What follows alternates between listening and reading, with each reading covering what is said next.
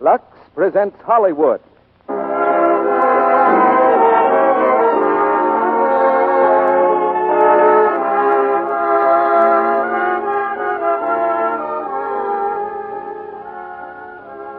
The Lux Radio Theater brings you Mary Martin and Dick Powell in My Gal Sal. Ladies and gentlemen, your producer, Mr. Cecil B. DeMille.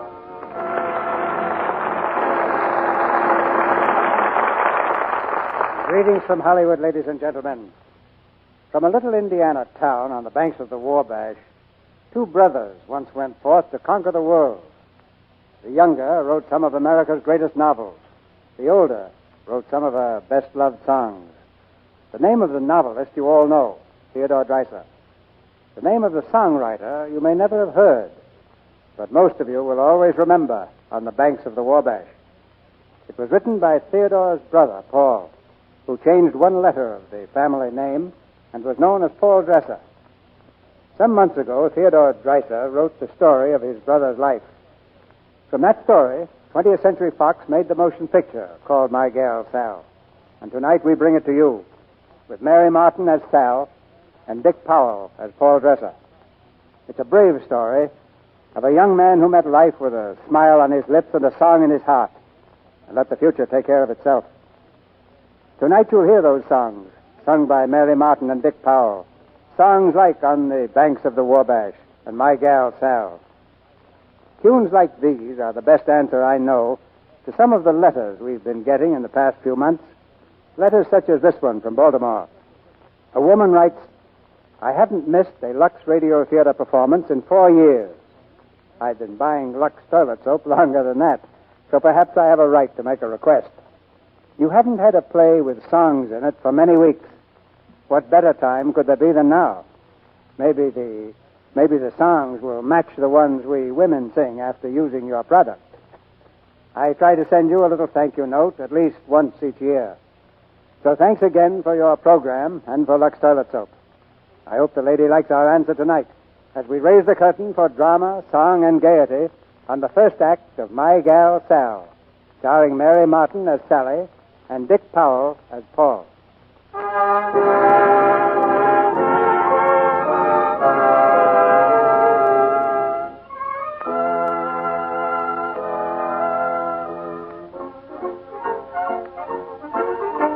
In the gay 90s, all America, from Floridora girl to barkeep, was singing and dancing to the catchy melodies of a small-town boy from Indiana.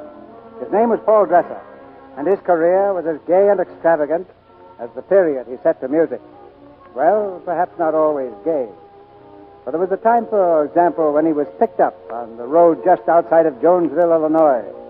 Picked up unconscious, wearing a suit of tar and feathers. Oh. Come on, Sonny. Put your arm up here. Now, let's see if we can get the rest of that tar off. Well, what is... This may sting a little, Sonny. Are you awake? Yes, I'm awake, all right. Say, how did I get here? What town is this? No town. We're 5 miles from Jonesville. Seems you were run out on a rail or something, remember? Oh, yeah. And we found you in a ditch. At first, we thought you were a turkey. Did you find me? No, it was one of the Indians. Indian? In Illinois? That's right. His name is McGuire. An Indian name of... I guess I'm not awake yet. Oh, sure you are. We're Colonel Truckey's Kickapoo Indian Extravaganza. Oh, a medicine show. Mm-hmm. Kickapoo Indian remedy. Guaranteed to cure practically anything. Hey, how's he coming along? He'll be all right, Colonel. Well, let's see what emerged from under that tar. Welcome, my boy. I'm Colonel Truckey. Well, you're looking much improved. What do you use to take the tar off, May? Your cough medicine. You don't say. Perhaps we'd better sell it as a spot remover. Young man, what occasioned this tiff between you and the population of yonder Jonesville? Well, I was working for a man who was selling gold jewelry. I played the banjo to attract crowds. Well, you obviously attracted them, but your music must have been quite horrible. It wasn't my music. The gold jewelry turned out to be brass. Brass, eh? Sounds like you were working for Corbin. I was. Well, any town that Corbin's worked is a desert for 3 months afterwards. I think we'll route our little extravaganza around Jonesville. Thanks for the tip, young man. By the way, I presume you're now footloose and fancy-free, eh? What? He means, do you want a job? Oh, sure. Provided, of course, that you can play better than I think you can. You play the piano, too? Just you wait till you hear me, that's all. Ah, good. Well, spend a few days getting on your feet, and we'll talk about it. May, give him a pint or two of Truckee elixir. Guaranteed to bring the flush of health to cheeks pale and wan. I think some hot soup would be better. Miss Collins, are you inferring to a stranger that our products have a peer? All I'm saying is he's got to be stronger before he drinks any of your tonic. Miss Collins, if nature had not endowed you so lushly with charms pleasing to male spectators, I would discharge you on the spot. Hey, Colonel, you want to taste this medicine now? We just made up a whole batch. Oh, let me see, McGuire. Joe says it's the best yet. Who concocted this vile concoction? I did. Joe says You've it's the best. deviated from the prescription, McGuire. Put in 20 pounds more sugar and perhaps a gallon or two of peppermint. I'll fix it. That's asthma cure the Colonel's making now. For rheumatism, we leave out the sugar.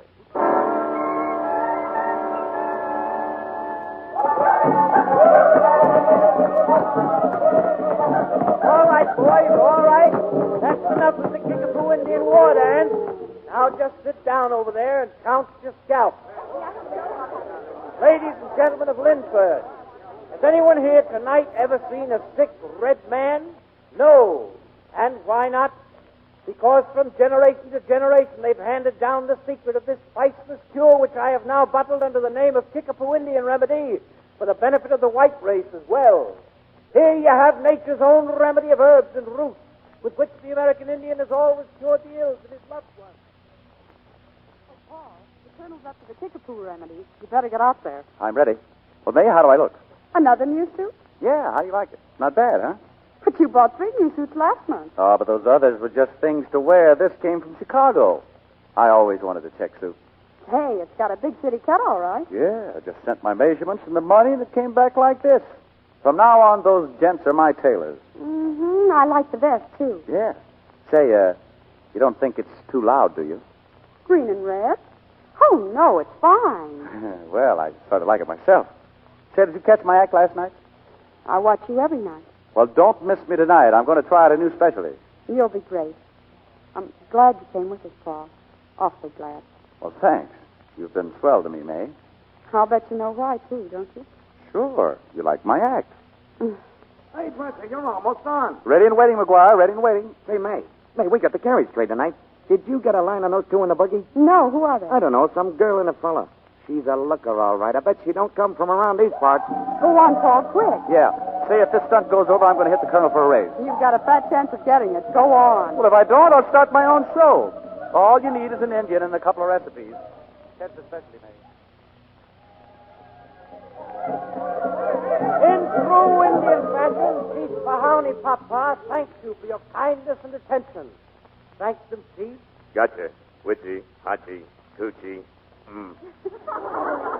And now, while Chief Mahoney Papa and his brothers pass among you with a supply of this original Kickapoo Indian remedy, you will be entertained by Mr. Paul Dresser, who has just closed a season of brilliant piano recitals in the great city of Chicago.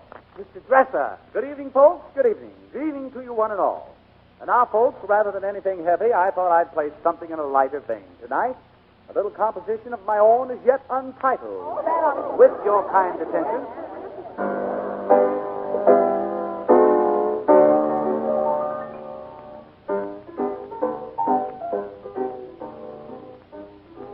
Come on, Sally. We'd better drive on. Oh, not yet. I want to listen a minute, Fred. To Mr. Paul Dresser, the brilliant pianist from Chicago? I don't seem to remember Mr. Dresser building Chicago when we were there, do you? Well, we never played the stockyard. Oh, Fred, that's not funny. Come on, Sally.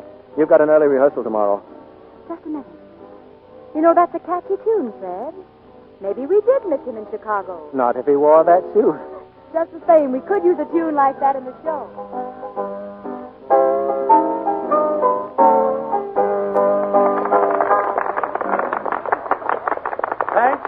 Thank you. And now, ladies and gentlemen, as an encore, I will present a startling piano novelty. Ladies and gentlemen, before your very eyes, you are going to see a piece which has never before been performed by a musician. At one and the same time, I'm going to play the same tune as a duet on 2 pianos. With your kind attention.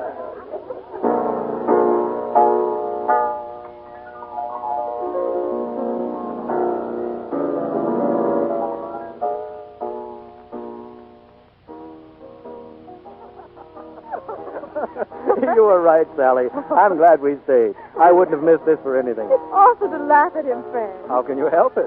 They ought to move those children out of the first row. He's going to fly off of that stool. What's so funny back there?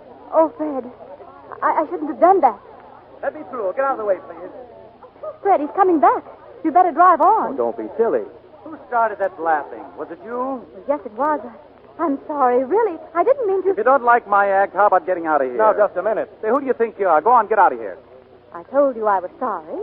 I apologize. That doesn't fix anything. Well, I'm afraid there's nothing more I can do. I told you what you could do. Get out of here. Now listen, Let him alone, Fred. I offered my apology, Mr. Dresser. But if you haven't manners enough to accept it, then I'm sorry for you. Listen, you're the one who's in the wrong, not me. I was up there. As a matter of fact, I liked your act. It was the funniest act I ever saw. Funny. You Wasn't think it was supposed to be? Well, wasn't it? Well, nobody else thought so. Nobody laughed when you started it. But those two pianos and that suit, what could you expect? Well, what's wrong with the suit? Well, I suppose it's all right if you can stand the noise. Here, this is the sort of thing I don't permit, Dresser. Get back on the stage where you belong. Now, listen, these people... Never mind, get back on the stage. Oh, come on, please. Now, if you folks will just move along, we'll get on with our show. I'm sorry. I guess I lost my temper, too. Will you do me a favor? Will you give Mr. Dresser something for me? Fred, let me have 2 tickets for tomorrow night. I'd like him to be our guest. Oh, you folks in the profession, too? We're trying out Miss Elliott's new show at the Buffalo. Here you are. See that he gets the tickets, will you? Certainly. And here's one of our posters. You might put it up in some likely spot. Good night. Night, folks. Good night. Buffalo Theater. Sally Elliott in Bells of Broadway.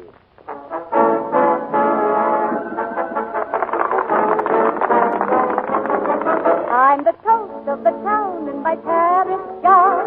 A little naughty but nice. If I seem rather gay, little girls may say I'm made of sugar and spice. I'm the toast that good times hardy, and she's so Johnny Pursuit. I'm the toast of the town, but I hope you settle down to someone, maybe you. If you're after love and laughter while you're young and free, come along with me. Come along and see the Monte Coast, Jolly Coast, Fancy Coast, Seldom Boat, for a millionaire. Who cares on the gay white way? Invite your girlie to the gay white way. It's always early for the lights are glowing, bright, glowing. They do a lot of Romeoing on the gay white way. It's so exciting that the night turns to day. And every little miss, like the little mischief on the gay white way.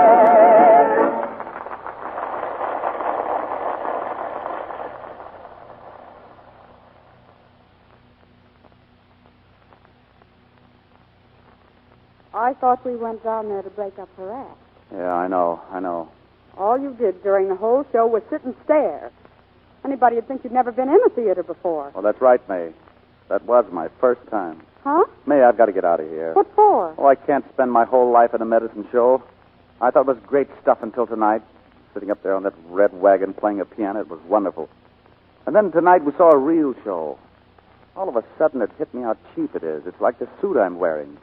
Yesterday I thought that was wonderful, too. But it is wonderful. Oh, no, it isn't. It's a hick suit. It's loud and cheap, just like the show. Oh, I've got a lot to learn, May. And I'll never learn it in these tank towns. I'm going to New York. I'll go with you, Paul. No, I'd better go by myself. Paul, you can't just walk out on me. You've been awfully good to me, May. You got me a job when I needed it. You helped me grow up. But I got to go on alone now. I know what it is. It's that girl. No, it isn't. But nobody's going to laugh at me. Not her or anybody. Someday I'll write a song and she'll come begging to sing it. Then I'll do a little laughing myself.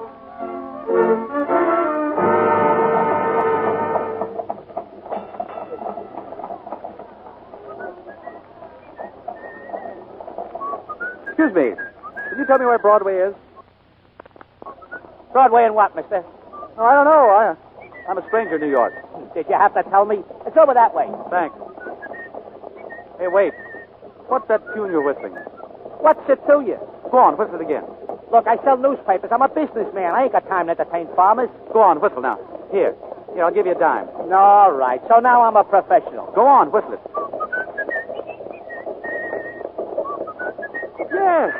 Well, that's it. That's my song. Where did you hear it? How should I know? Lots of guys are whistling it. But how can they? I wrote it. It's mine. Hooray. Why don't you go down to Tin Pan Alley and get paid? Where is Tin Pan Alley? 28th Street. And tell them I sent you. My name's Beethoven.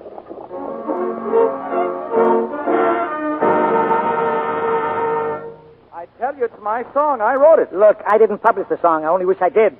I don't own the rights. I've got the rights. I wrote it. Somebody stole it from me. I know. Every time there's a hit tune, 50 guys claim they wrote it. This song was written by Sally Elliott. It's the best tune in a new show. Sally Elliott? Well, that proves it. She heard me play it. Well, you get out of here or will I call a cop? Sally Elliott doesn't go around stealing songs. She's too big a star for that. Oh, she is she? Well, here, take a look at this. Can you read music? Can I read music? Well, can you? No. Well, get somebody who can. This is the song the way I wrote it, the same as they're doing it now.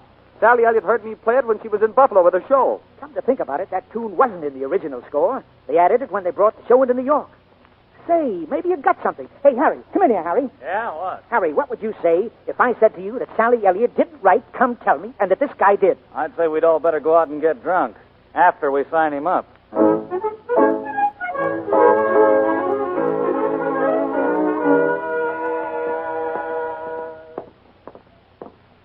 Come on, hurry up. Wait a minute, Mr. Howley. Hey, where's Miss Elliott's dressing room? Third door. Thanks. Now, just a minute. I want to make one thing clear. The music is mine, but I didn't write those words they're using. Now, look, don't start the weekend. You're going to tell her it's yours, just like you said. Sure I am. That's the boy. Come in. Evening, Miss Elliott. My name's Howley. Howley and Collins, music publisher. How do you do? This is Paul. Of course. This is Mr. Dresser, isn't it? Yes, Mr. Dresser. Well, I'm certainly glad to see you. Yes, I'll bet you are. People are usually glad to see the people they steal songs from. No. I didn't steal your song, Mr. Dresser. Well, I didn't give it to you, did I? Now, let me handle this. The whole thing will be worked out. I doubt that very much. Get out, please. Oh, no. This is my dressing room. Get out. Keep calm, Miss Elliott. You expect me to be calm when he walks in here and calls me a thief? I did not call you a thief, but you are. Get out. Get out. Now, wait. Let's all talk this thing over like gentlemen. I've had all of this, gentlemen, that I can stand. What's the matter in here? Fred, will you tell this carnival tout that I didn't steal his song? Now, look here, Havlin. If she's going to take that attitude, we'll sue. I don't think that'll be necessary. Mr. Dresser, you and Miss Elliott have a great talent for irritating each other. Suppose you approach her now without breathing fire. If she'll just quit stealing my songs, I won't approach her at all. That's where you're wrong. The song isn't stolen. We admit it's yours. You admit it's Yes, we admit. We've never published the song. We've been looking all over for you, trying to get your permission. Right now, we don't want it. Oh, yes, you do, dear. Well, you'll have to talk to me about that, Havlin. I have exclusive rights to Mr. Dresser's work. But not to Miss Elliott. She wrote the words. She can have her words back. I'm going to write my own words. Oh, you are. Ha. What do you mean, ha? Ha. You're on in 2 minutes, Miss Elliott. Fred, the song is out of the show. As of tonight. No, Sally. It's out. Wait. The song is a good song. It's a hit. It's going over because of the music. Well, it is. Sure, the music is great. But you're unknown, and it means a lot to an unknown to have a big star like Sally Elliott introduce a song. Later on, you can do things the way you want, right? Well, I guess so, yeah. Once I get started, I won't need her or anybody. Fred, listen. It's all settled, Sally. You own the words, Dresser owns the music. Is that the idea, Mr. Howley? It's a deal. Good. Sally, meet your new partner, Paul Dresser. Miss Elliott, you're on. You're on, Miss Elliott. My partner. All right. Tell him to go back home, Fred. He'll send his royalties to the Kickapoo Indian Show.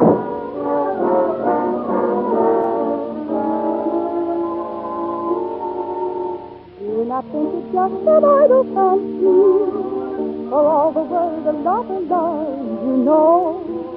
If you mankind is fickle, still I love you. Come tell me what you're after. Yes or no? By the stars that brightly shine tonight, Lord, I swear that I love you. By yonder moon that sheds its mellow light, Lord, I promise I'll be true. By the memory of a sacred past, Lord, in sunshine, rain, or winter's icy blast, Lord, I'll end my devotion to the last, Lord. What more can I say to you? Then I place my arms around your sweetheart. Then I tell to you my tale of love. Of the future which now lies before us, far brighter than the skies above. happens to just an idle fantasy. For all the world a lover's love, you know. If true mankind is fickle, still I love you. Come tell me what your answer, yes or no. Tell me what your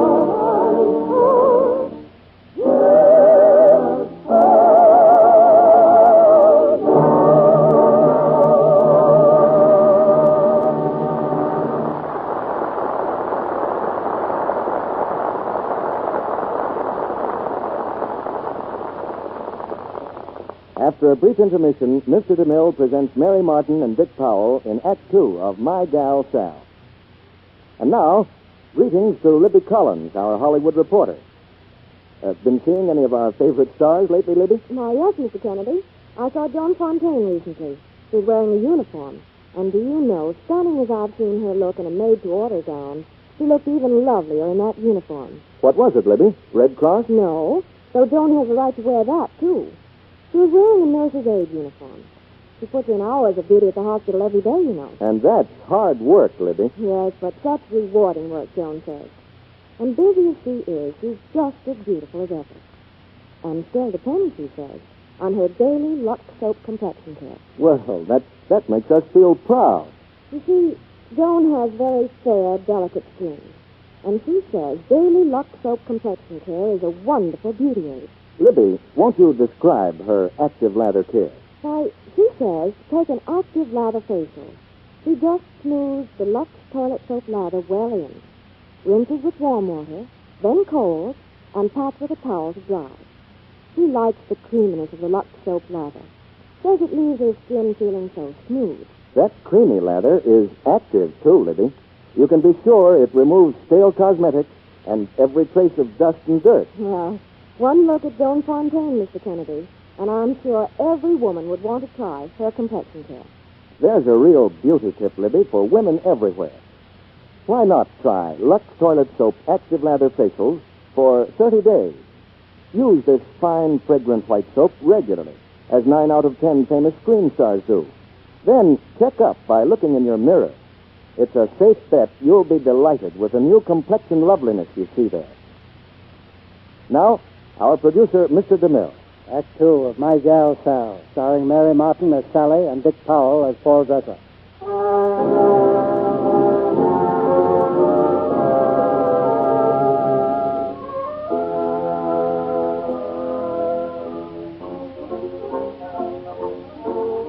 Paul Dresser is a success, and a success to Paul means a dashing young man in flashy clothes who sleeps late and drinks early and is never on time for appointments. He's late for an appointment now at a surprise party that Fred is giving for Sally Elliott. Surprise! Thank you. Fred, what is this? It isn't my birthday, is it? Oh, I hope not. You may not know it, Sally, but this is a great occasion. Do you see that cake? One candle in it. Well, 1 year ago tonight, I became your producer. Also your devoted slave. Oh, Fred, you're a darling. Everyone's a darling. Shall I cut the cake? Well, wait if you can. We're not all here yet. Who else is coming? Sally, hold on to your temper. I invited Paul Dresser. Oh, how nice. Now, after all, the two of you wrote the biggest hit in New York. No reason why you should go around glaring at each other. Oh, I have no objection. It's just that I despise him. Sally, we need good music, and he can write it. Of course, he may not have time to drop in on us. I hear he's personally closing every bar and cabaret in New York. Yes, the heat of the limelight has made him a little thirsty. But he's young and still growing. Yes, his head especially. Sally, the way I feel tonight, I can forgive anybody anything. Oh, Fred. And by the way, that candle isn't just to celebrate our first year together. It's a sort of a pale imitation of the bonfire in my heart. Now, that's the second pretty speech from you in 1 minute. Wait till you hear the third. If you give the right answer, it'll call for a much bigger cake. Well, you know how much I like cake. Hello, everybody. Oh, Mr. Dresser has arrived.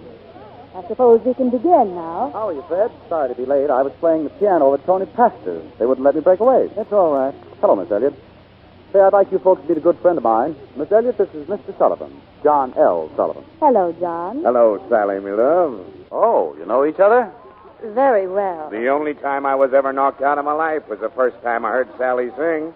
Well, Paul, me bucko, let's sit down, get to drinking. Sure, John, sure. Fred, it was nice of you to ask me here tonight. Say, what's the cake for? Somebody's birthday? Oh, I guess not, with only one candle. Oh, I get it. Say, this is nice. What is nice? Hey, John L., look at that cake. That's celebrating my first song hit. Come tell me. That's a great song. World's champion songwriter, this boy. World's champion. Oh, he's a great booster of mine, old John L. He thinks I'm pretty good. Well, so do you, don't you? What? After all, you're a